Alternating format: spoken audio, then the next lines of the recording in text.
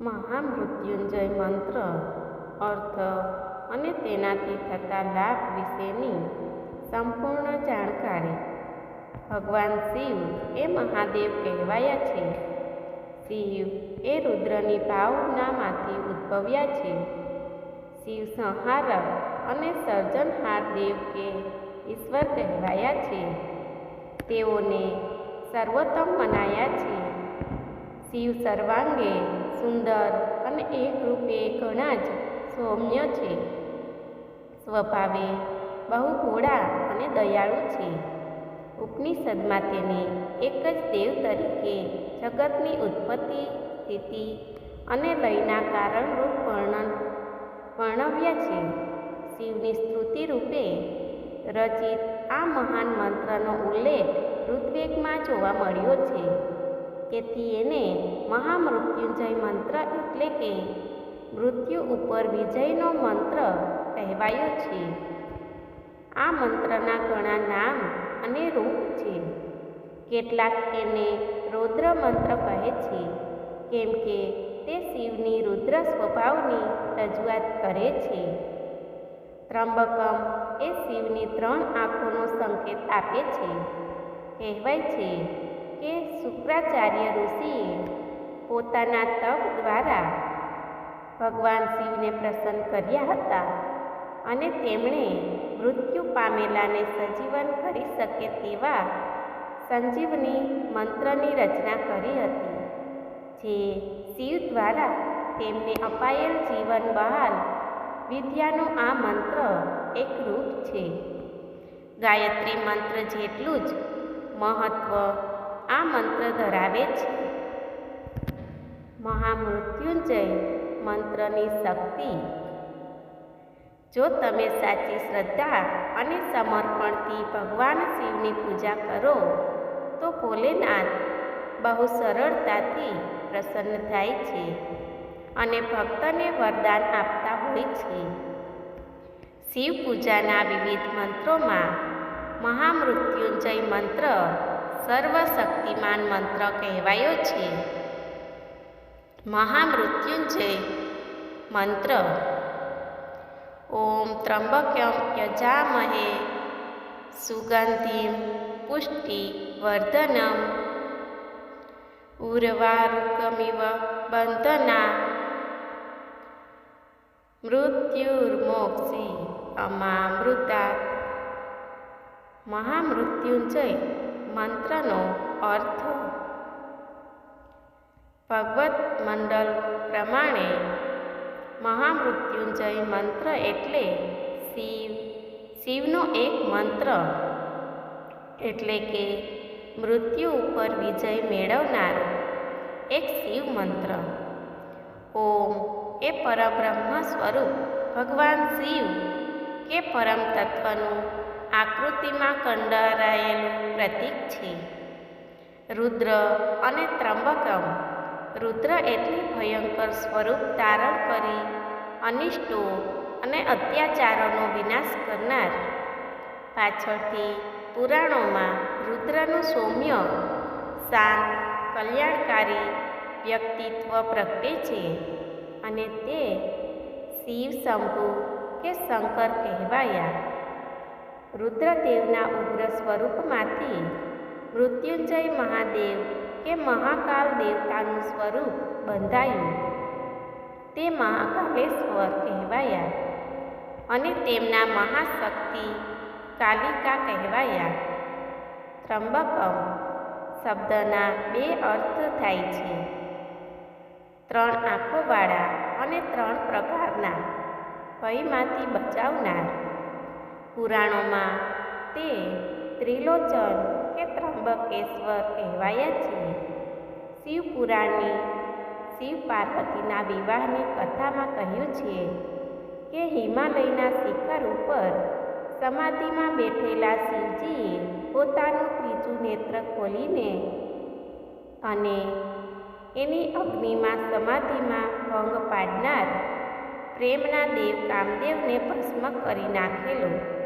ત્યારથી મહાદેવ ત્રિલોચન કહેવાયા.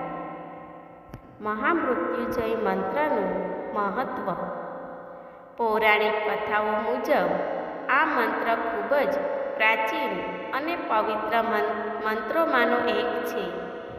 આ મંત્રનો જો યોગ્ય રીતે જાપ કરવામાં આવે તો તે લોકોના માનસિક, શારીરિક અને ભાવનાત્મક સ્વાસ્થ્ય માટે લાભકર્તા છે.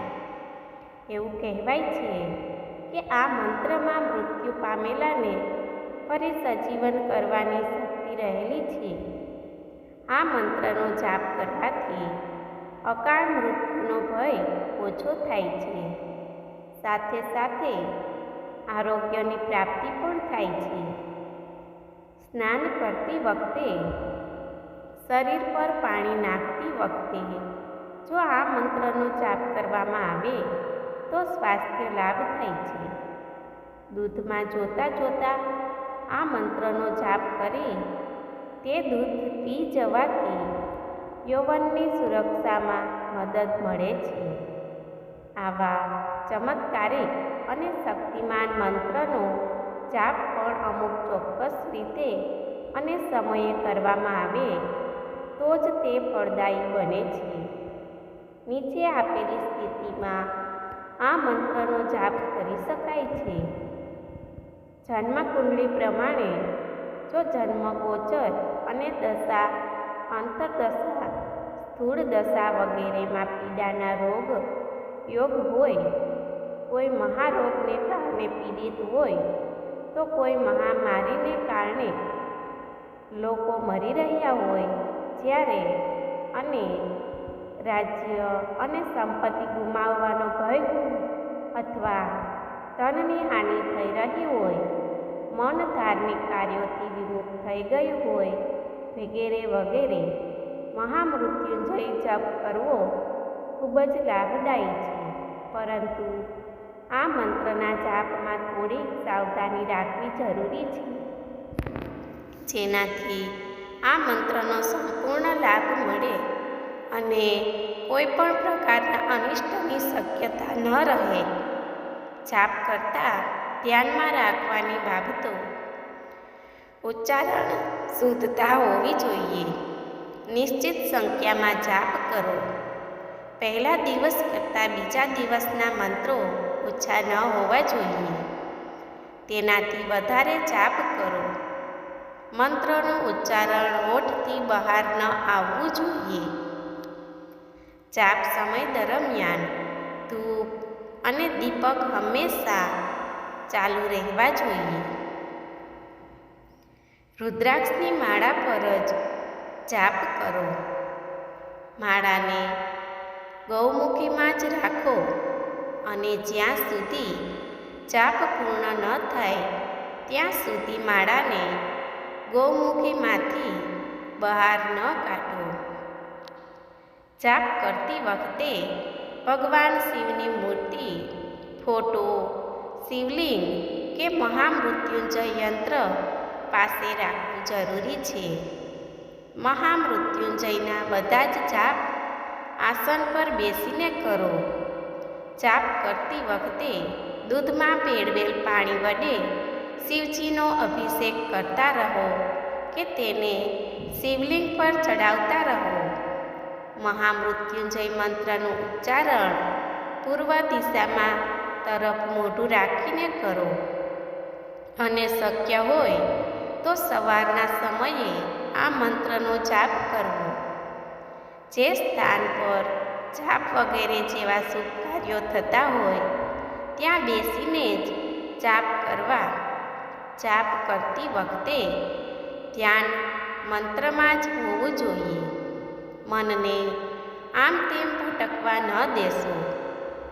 જાપ કરતી વખતે આળસ અને બગાસું ન ખાવું કે નકામી વાતો ન કરવી. મદિરા પાન ન કરવું અને શાકાહારી ભોજન જ કરવું.